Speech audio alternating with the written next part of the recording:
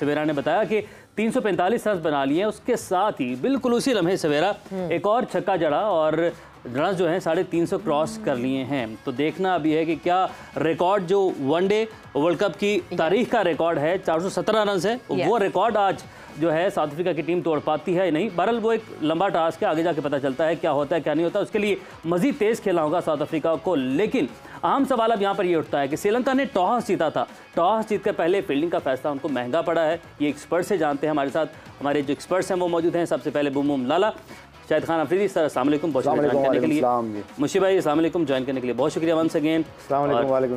यूसुफ भाई अस्सलाम वालेकुम, वेलकम टू जोर का जोड़ गेम।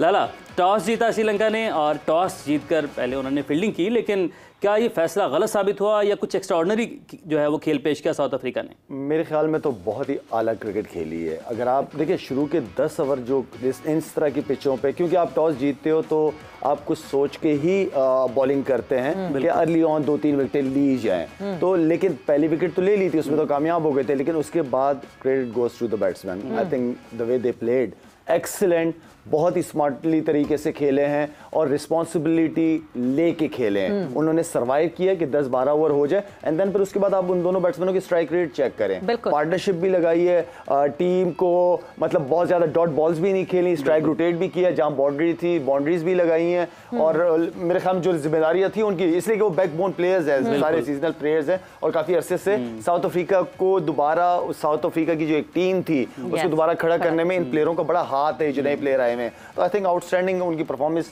अभी देखिए मेरे ख्याल में अभी भी टाइम है, मिलर अभी आया तो 400 होने चाहिए। और बीच में लाला उन्होंने टाइम लिया, जब पहली विकेट गिरी, बवूमा गिरे तो एक लम्हा था जब 23 गेंदों पर सिर्फ 4 रन बनाए थे।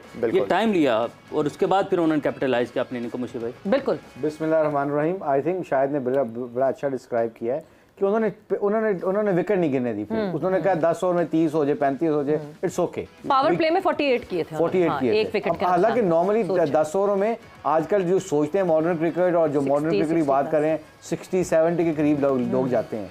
तो ये जो 48 है, इट मीन्स के उन्होंने अपनी विकेट को गवाया नहीं और उन्होंने अपना टाइम लिया और टाइम लेके कंडीशन को इस्तेमाल करते हुए उन्होंने कहा अच्छा आ जाओ आप हमारे। ये जिस तरह आपने कहा ना, छक्का लगना होता है कि जड़ना होता है? जड़ना होता है। अच्छा, पता नहीं बात है, छक्का जड़ा जाता है, छक्का जड़ा, छक्का जड़ा, क्योंकि मेरे इल्म में इजाफा हुआ। पंजाबी का अल्फाज ही है। नहीं, छक्का जड़ा, जड़ाव से जड़ा दिया, जड़ा, छक्का जड़ दिया। हिंदी लफ्ज तो नहीं, उर्दू का लफ्ज, छक्का जड़ा एक जैसा ही है। हाँ, नहीं, अलग अलग है ज़बान, कुछ अल्फाज जाहिर है मिलते जुलते हैं, बहुत सारे अल्फाज मिलते हैं। जुड़े रहेंगे, नहीं वो कहते हैं ना जुड़े रहेंगे। हाँ, जुड़े रहेंगे तो हिंदी है। मतलब ये हमारी बात करने का मतलब पता है क्या है कि you guys have to be proactive because we are coming after you after Shahid अकली। We are कोई बात नहीं है। यहाँ जहाँ दिल्ली में एक मुकाबला चल रहा है, हम भी यहाँ मैदान, वो पिच लगा दे जरा बीच में तो फिर मैदान का जरा मुकाबला हो। But yes Yusuf, coming towards you, gear shift करने वाली बात, हम जिस तरह बात कर रहे हैं कि जिस तरह लेकर चले वो slow steady, understanding the conditions and then shifting the gears, दोनों जो सेंचुरियंस हैं आज के साउथ अफ्रीका की तरफ से, एक ने 119 के स्ट्राइक रेट से, डिकॉक कोई छुपी भी नहीं है, राज नहीं है डिकॉक जिस तरह खेलते हैं, एंड देन उसके बाद वेंडो डिक्सन 98 के स्ट्राइक रेट से, दोनों ने अपने स्ट्राइक रेट को कवर अप किया और मेंटेन किया। बिस्मिल्लाहिर्रहमानिर्रहीम। अगर शुरू में देखें तो डिकॉक का स्ट्राइक रेट कम था, रोशन इवन चल रहा था, तो ये गेम अवेयरनेस है। अगर एक लड़का अच्छा चल रहा है उसको उन्होंने जाने दिया, खुद उसने देखा कि स्ट्राइक रोटेट कर रहा था, जहाँ मौका मिलता था बाउंड्री लगा देता था।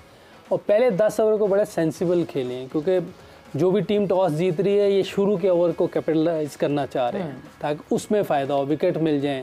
जैसे 2-3 विकेटें गिरती हैं तो टीम अंडर प्रेशर आती है, फिर वो 300 के करीब जा सकती, उससे ऊपर नहीं जा सकती।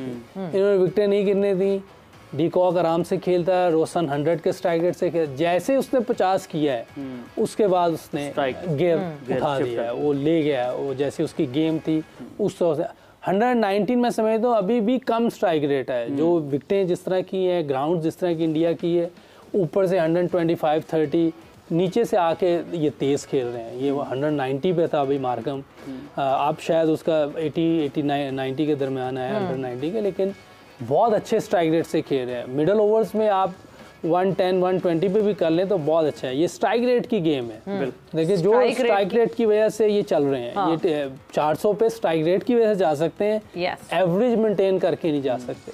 आप स्ट्राइक रेट की बात कर रहे हैं, इस वक्त 190 के स्ट्राइक रेट से जो है वो माकराम खेल रहे हैं। 45 बॉल्स पे जो है 86 रन बना चुके हैं। शायद एक सेंचुरी और आती हुई दिख रही है जब तक इनिंग का इख्तिताम। 90 हो गए उनके, 90 हो गए हैं। मैं जैसे बात कर रही हूँ ना वैसे ही वो छक्के मार रहे हैं। मैं यहाँ बात चौका जड़ दिया अब यहाँ पे। इस स्ट्राइक रेट की जो हम बात करते हैं लाला, मॉडर्न डे क्रिकेट की जो बात करते हैं हम, ऑलराउंड परफॉर्मेंसेस की जो बात करते हैं, कहाँ हम सीखेंगे इससे? हमारे यहाँ कौन करेगा स्ट्राइक रेट से रन? कोचेस से पूछो। कोचेस का बैच लेके घूम रहे होते हैं हर जगह, बड़ी बड़ी टीमों के कोच रहे हैं। तो ये मुशी भाई का प्लान है, मुशी भाई किस तरह एग्जीक्यूट कराते हैं? क्वेश्चन है शायद से क्वेश्चन करना। ये जब जिस हमारे टेन्योर में खेले शायद आए थे, उस वक्त इतने फास्ट क्रिकेट नहीं होती थी। जे सूर्या, सईद भाई ने चेंज किया। सईद भाई was the first guy actually जिन्होंने पावर प्ले में ऐसा मारना, बड़े बड़े बॉलों के। फिर शायद हमारे पाकिस्तान की तरफ से शायद आए, शायद ओपन करते थे। तो ये क्वेश्चन मेरा ये है शायद कि क्या उस वक्त जब आप खेलते थे नेचुरल गेम तो आपकी थी ऐसे मारने में, मगर हम कई दफ़ा जवेद मियांदाद साहब से भी, कई हमारे सीनियर प्लेयर थे, शायद ना यार जब आप 30-35 कर लिया करो तो फिर आराम से खेला करो। मगर आज हम इफ़ आई लुक बैक, वो 35 रन आपका डिफरेंस हमारी क्रिएट कर देते थे, हमारा मोमेंटम हमारी तरफ आ जाता था। क्वेश्चन ये है जो व्यूअर्स सुन रहे हैं, जो आज के बाद लोग अपने बात करते हैं, वो क्या माइंडसेट था? मतलब डर नहीं लगता आउट होने का कि क्या आप हर बॉल पे क्या सोचते हो? We want to know this. Mushi भाई सबसे पहले जो कोचेस की तरफ से ना और कप्तान की तरफ से ये मैसेज प्लेयर को लाजमी जाना चाहिए कि आप अपनी गेम पे रहो। आप आउट भी हो जाओ तो कोई इशू नहीं है, अपनी स्ट्रेंथ पे रहना, उससे साइड पे ना होना। तो जब हम कुछ, क्योंकि मैं कोई इतना कंसिस्टेंट नहीं था अपनी बैटिंग परफॉर्मेंस में जितना बॉलिंग में था, तो बैटिंग में ये होता था कि यार मुझे पता है कि मेरे कप्तान और कोच की मुझसे क्या एक्सपेक्टेशन है कि चल गया तो चल गया, नहीं चला तो कोई ऐसी बात नहीं, बॉलिंग से कवर कर जाएगा या फील्डिंग कर लेगा। तो मेन चीज़ ये होती थी कि आपको जब पीछे से कोचिंग स्टाफ की तरफ से ये सिक्योर आप फील करो कि नहीं यार मेरे आउट होने से कुछ नहीं होगा, मैं जाऊंगा अपना गेम ही खेलूंगा और वो ही मेरी स्ट्रेंथ है। कोचिंग में ये सिर्फ मुझे उस वक्त मैंने सिक्योर फील किया जब बॉब वुल्मर होता था ये। अच्छा। जब हमारे दूसरे बड़े लोकल कोचेस होते थे तो मुझे ये नहीं पता होता था कि मैं अपना गेम खेलूं कि जो वो बता रहे हैं कि वो जिस तरह वो खेला करते थे मैं उस तरह खेलूं।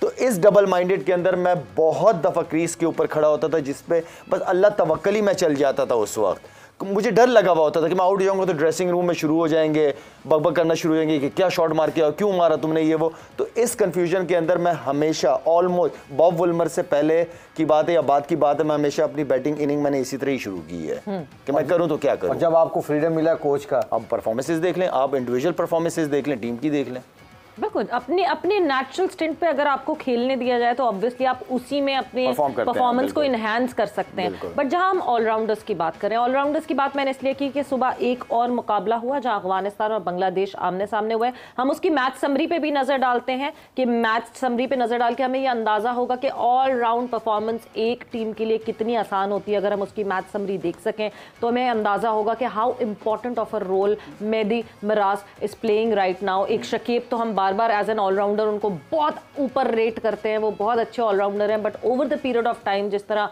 मेहदी ने ये जिम्मेदारी संभाली है वो देख लें आप। 57 रन यहाँ पर भी उन्होंने बनाए। हम पहले बात कर रहे थे 1 से 3 में मुशी भाई, हम मेहदी का जिक्र किया था कि 3 विकेट्स लिए और आप यही जिक्र किया था कि इम्पैक्ट प्लेयर है ये, और देखिए उसने बैटिंग में भी अच्छा परफॉर्म किया, 57 रन बनाए हैं। आज फिर मेहदी को ऊपर भेज दिया गया, जैसे कि लाला आपने भी कहा था कि मेहदी को लीग में भी ऊपर भेज देते थे। तो ये सारी समरी सामने है और किस तरीके से बासानी उन्होंने चेस कर लिया। ये आई थिंक शाहिद ने इस बात इस स्टैट से पहले शाहिद ने बड़ी क्लियर बात की है कि आजकल के मॉडर्न क्रिकेट में लोग चांस लेते हैं, out of the box coach लेते हैं, अपना फैसले करते हैं। इसमें उन्होंने फैसले किए हैं पिछले दिनों। उन्होंने देखा कि जी लीग में अगर ये ओपन कर सकता है, बिलीव यू मी, कई दफ़ा हम जो स्ट्रक्चर बनाते हैं ना लोग, कई दफ़ा वो फैसलों से घबराते हैं। जो लोग बड़े होते हैं ना, बड़े लोग माइंड जिनका धार से डर चांसेस लेते हैं। मैं नाम नहीं बताऊंगा, मैंने कोच को कहा कि यार ग्राहम स्वन को ना ओपन करवा देते हैं, क्योंकि वो नॉटिंघम से ओपन करता था वाइट बॉल क्रिकेट में और बड़ा अच्छा खेलता था।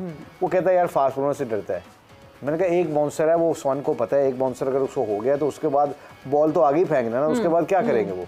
तो एक बाउंसर के लिए अगर हम कहते मैं कहती 10 करेगा 15 करेगा, पर एकदम वो 2-3 ओवर में 10-15 करता है तो मोमेंटम, जैसे शायद की बात कर रहे थे हम ड्रेसिंग रूम में, ये बैठे बात कर रहे थे कि 25 कर गए शायद, पर करता कितनी बॉलों पे था? 7 बॉलों पे। सारा तो मोमेंटम शिफ्ट हो गया था हमारी तरफ से। फिर ये जो बात है कई लोगों को समझ आ जाती है, कईयों को नहीं समझ आती।